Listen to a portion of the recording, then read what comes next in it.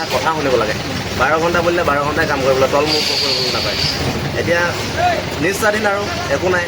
আপোনালোকৰ যদি কাম কৰিবলৈ সকলো ওলাই আহক, কাম কৰক, নিজেই কাম কৰক। এতিয়া দেখিছোঁ, মই বহুত শুনিছোঁ আৰু দেখিছোঁ। এতিয়া মই এইখিনিৰ পৰা মোৰ ঘৰলৈ 5 কিলোমিটাৰ। মই ইয়াত তলাটো মাৰি দিবলৈ কেতিয়াবা ভয় লাগে, ৰাতি চিন্তা হয়।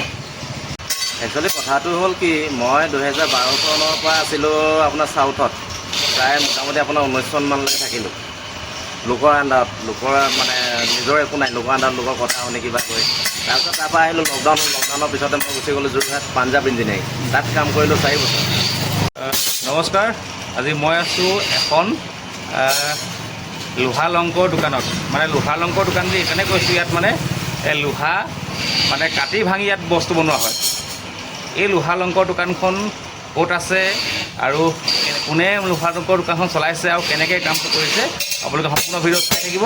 আৰু চাই থাকিলে আপোনালোকে গম পাব যে এই লোহা লংকৰ বুলি এইকাৰণে কৈছোঁ, লোহা কাটি কৰি যোৱা খুন্দা মাৰি তেওঁলোকে মানে বস্তু বনায়, সেইকাৰণে লোহা লংকৰ দোকান বুলি কৈছোঁ। আৰু এই দোকানখন ক'ত আছে আৰু সম্পূৰ্ণ ভিডিঅ'টো চাই থাকক, আপোনালোকে গম পাব।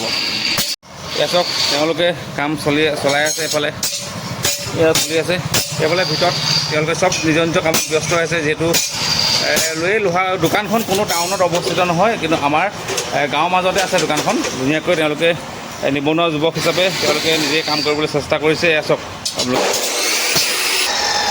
নিবনুৱা যুৱক হিচাপে নিজৰ সংস্থাপন নিজেই তেওঁলোকে যোগাৰ কৰি লৈছে। আমাৰ এই দোকানখন মানে কোনো টাউনত মানে নাই, এখন গাঁৱত আছে দোকানখন। আৰু আপোনালোকে সম্পূৰ্ণ ভিডিঅ'টো চাই থাকক। দোকানখন ক'ত আছে, কেনেকৈ খুলিলে, কি কৰিলে, মই যিজন যুৱক যিজনে দোকানত খুলিছে তেওঁৰ ওচৰলৈ যাম, তেওঁলোকৰ লগত কথা পাতিম। চাই দিব আপোনালোকে। ইতিমধ্যে মই আহি পাইছোঁ, চাওক তেওঁলোকে কাম লাগিছে। এজনে আমাৰ দোকানখনৰ মালিক, আৰু মালিক বুলি সেইকাৰণে কৈছোঁ, তেওঁৰ নেতৃত্বতে দোকানখন খোল খাইছে। যিহেতু তেওঁৰ আজি কিমান হ'ল দোকান খোলা? মোৰ মোটামুটি 13-14 মাহমান হৈছে ন। 14 মাহ। কেনেকৈ চিন্তা কৰিলা যে এইটো কাম মই কৰিব পাৰিম? একচুৱেলি কথাটো হ'ল কি, মই 2012 চনৰ পৰা আছিলোঁ আপোনাৰ চাউথত, প্ৰায় মোটামুটি আপোনাৰ 19 চনমানলৈকে থাকিলোঁ লোকৰ আণ্ডাৰত। লোকৰ মানে নিজৰ একো নাই, লোকৰ আণ্ডাৰত লোকৰ কথা শুনি কিবা কৰি। তাৰপিছত তাৰপৰা আহিলোঁ লকডাউনৰ পিছতে মই গুচি গ'লোঁ যোৰহাট পাঞ্জাৱ ইঞ্জিনিয়াৰিং, তাত কাম কৰিলোঁ 4 বছৰ। তাৰপৰা আহিলোঁ 2024 চনত আহিলোঁ। আহি পেলানি কাম বন নাই, এতিয়া ঘৰত এনেই বেকাৰ বহি চিন্তা কৰিলোঁ দোকান এখন নিজে মানে কিবা এটা কৰিব পাৰি নেকি চিন্তা কৰি দোকানখনৰ কথা চিন্তা কৰিলোঁ। আৰু দোকানখন মানে ক'ত অৱস্থিত হয়? দোকানখন ক'ত খুলিছে? বৰ্তমান আছে মোৰ ৰাইডেংজুৰি তিনিআলি বুলি ক'ব লাগিব। এতিয়া এডোখৰ ৰাইডেংজুৰি তিনিআলি, ৰেভিনিউটো শুকানজান। ৰেভিনিউটো শুকানজান। ৰাইডেংজুৰি তিনিআলি বোলে চবেই মানে চিনি পায়। এইটো মাটিখোলা ৰোডত আছে আপোনাৰ। মাটিখোলা ৰোডত মানে ৰাইডেংজুৰি তিনিআলিৰ পৰা মানে অকণমান আহিয়ে তিনিআলিৰ পৰা অকণমান সোমাই, মানে যিটো আগতে পুৰণা ক্ষেত্ৰত ক'ব গ'লে যিটো আমাৰ নগাবাটৰ পৰা গোলাঘাট যায়, সেই গোলাঘাট ৰাস্তাটোতে ৰাইডেংজুৰি তিনিআলি, অৰ্থাৎ শুকানজান ৰেভিনিউ ৰাইডেংজুৰি তিনিআলিৰ পৰা প্ৰায় গোলাঘাট ৰোড আহিলে প্ৰায় 1 ঘণ্টা আহিলে এই দোকানখন পাব, গোবৰাজী পাব। আৰু তেওঁৰ মানে এইবোৰ কি বনোৱা হয় ইয়াত তোমাৰ ইতিমধ্যে? ইয়াত মোটামুটি আপোনাৰ গ্ৰিলৰ পৰা আদি কৰি কেঁচি পাৰ্লিং, তাৰপিছত আপোনাৰ পালেং, এনেকুৱা ধৰণৰ এইবিলাক ৰেক বনি আছে, গেট বনি আছে, আপোনাৰ ডাইনিং ছেট, চকী, কিবাকিবি মানে এভৰিথিং। আপোনাৰ ষ্টীলৰ বাহিৰে আপোনাৰ মেটেৰিয়েলছৰ যিমান বনে মানে লোহাৰৰ যিমান বস্তু বনে, সকলো বস্তু আপোনাৰ ইয়াত বনোৱা হয়। কোনোবাই যদি কিবা বনাবলগীয়া হয়, ধৰক আজি ঘৰৰ গ্ৰিল চেট বনাবলগীয়া হ'লে সেইটো ধৰক কেনেকৈ যোগাযোগ কৰিব? সেইটো মোৰ ফোন নাম্বাৰত যোগাযোগ কৰিব পাৰিব। যিসকল ব্যক্তিয়ে এতিয়া ইতিমধ্যে মানুহে ঘৰ বনাইছে, পকা ঘৰ বনোৱা মানুহখিনিয়ে যিহেতু তেওঁলোকৰ দৰ্জা খিৰিকীৰ পৰা আদি কৰি তেওঁলোকৰ কাম থাকে, কাম থকাৰ লগে লগে ধৰক তেওঁলোকে গ্ৰিল বনাবলগীয়া হয়। গ্ৰিলখিনি বনাবলৈ তোমালোকে ইয়াত কেনেকৈ যোগাযোগ কৰিবলগীয়া? সেইটো ধৰক আপুনি ফোন কৰিলেও পাৰে, মই ইয়াত আহিলেও পাব, মোক ইয়াত দোকানত ইয়াত লগ পাব। ফোন নাম্বাৰটো জানিব। ফোন কৰিলেও পাব 6001021055। আকৌ এবাৰ কৈ দিছোঁ 6001021055। আৰু ফোন কৰিলে মোক পাব। আৰু আমি দেখিছোঁ তুমি দুজনকৈ মানে কৰ্মচাৰী লগাই মানে তোমাৰ কাম কৰি আছে, তো তেখেতলোকে কেনেকৈ কাম কৰে, কেনেকৈ পালা তেওঁলোককো? তেখেতলোকে আহিলে মোৰ ওচৰত আহিলে কাম কৰিব পৰা মানে মোকো বিশেষ প্ৰয়োজন আহিছিলে, সেইটো কাৰণে তেখেতলোকক মই ৰাখিছোঁ কামৰ কাৰণে। এতিয়া মই লোকৰ তাতো কাম কৰিলোঁ, আজি মই 12 বছৰ দিন মই বেলেগৰ লগত কাম কৰিলোঁ, কিন্তু চবৰে কথা শুনি এতিয়া মোৰ লগত মই কাম কৰিছোঁ। মই ধুনীয়া ফেচিলিটি দিছোঁ, ধুনীয়া মানে ফেচিলিটি মানে অন্য কি আৰু কাম কৰিবলৈ ধুনীয়া সুবিধা দিছোঁ। কাম কৰিছে ধুনীয়া, টাইমত পইচা পাইছে, একো প্ৰব্লেম দিয়া নাই, কামৰ ওপৰত প্ৰেছাৰ দিয়া নাই।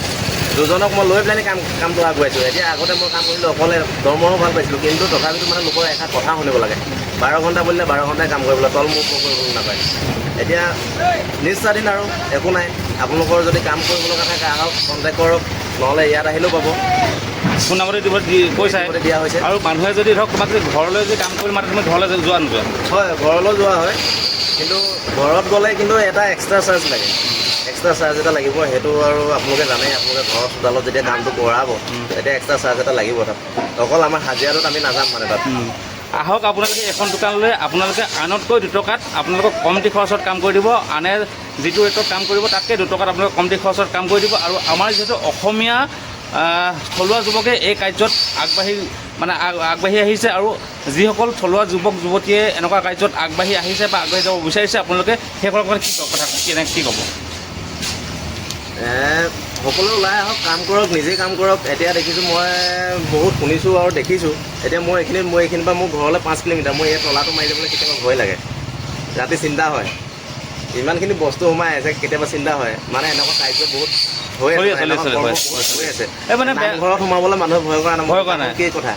সেইটো কাৰণে মানে টোপনি নধৰে কেতিয়াবা। তথাপিতো কি কৰিব, ঈশ্বৰকে চিন্তা কৰি পেলাই কামটো আগুৱাইছোঁ।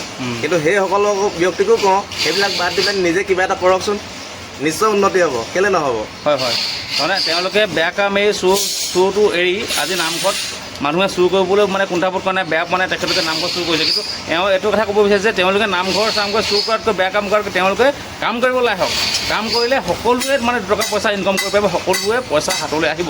সেইকাৰণে তেওঁলোকক আহ্বান জনাইছে যে তেওঁলোকেও সেইবিলাক বিদ্যা এৰি তেওঁলোকে সৎ পথত কাম কৰিবলৈ ওলাই আহিবলৈ তেওঁ আহ্বান জনাইছে।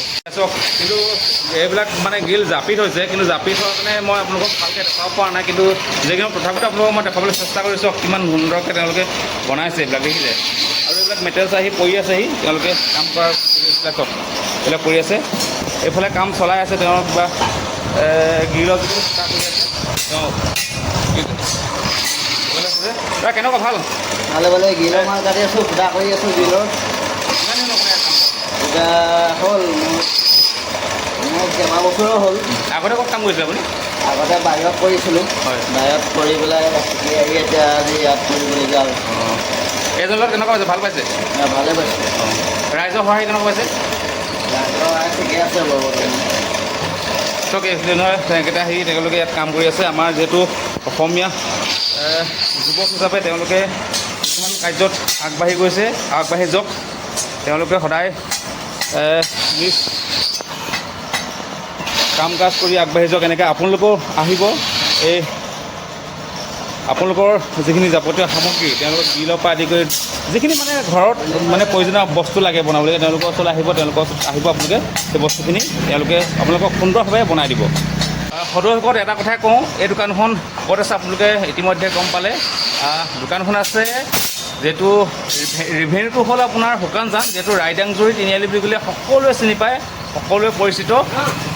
আৰু এটা পৰিচিত আছে, একদম পুৰণা পৰিচিত কৰিছোঁ আপোনাৰ কিনাই তিনিআলি বুলি ক'লে সকলোৱে চিনি পায়। মানে গোটেই যোৰহাট, গোলাঘাট টাউনৰ পৰা আদি কৰি যিমান মানুহ আছে পুৰণা মানুহ, কিনাই তিনিআলি বুলি ক'লে সকলোৱে চিনি পায় এই জেগাডোখৰ। আৰু এই ৰাস্তাটো হ'ল য'ত দোকানখন আছে, নগাবতৰ পৰা আগতে যিটো গোলাঘাট যায়, সেই গোলাঘাট যোৱা ৰাস্তাটোৰ পৰা তিনিআলিৰ পৰা আহি প্ৰায় গোলাঘাট যোৱা ৰাস্তাটো তিনিআলিৰ পৰা আহি প্ৰায় 100 মিটাৰ পাৰ হৈ আহিলে এই দোকানখন পাব। আপোনালোকে আহিব, তেওঁলোকৰ লগত যোগাযোগ কৰিব, যোগাযোগ কৰি তেওঁলোকে আপোনালোকক কামবিলাক কৰিবলৈ সমাধান কৰি দিব। আৰু আপোনালোকে আমাৰ অসমীয়া বিশেষকৈ যুৱকে এনেকৈ মানে নিজৰ কাম নিজে হাতত তুলি লৈছে, সেইকাৰণে আপোনালোকক কৈছোঁ যে আপোনালোকে আহিব।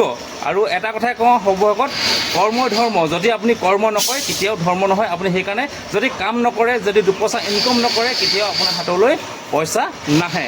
সেইকাৰণে আপোনালোকে সকলোৱে আগবাঢ়ি আহক। আৰু কোনোবাই যদি এনেকুৱা কাম কৰিব বিচাৰিছে, সকলোৱে এই কাম কৰি যাওক। আৰু তেখেতলোকলৈ মই শুভেচ্ছা জ্ঞাপন কৰিছোঁ, তেওঁলোকৰ যাতে অনাগত দিনত আৰু ইয়াতকৈ উন্নতি হওক।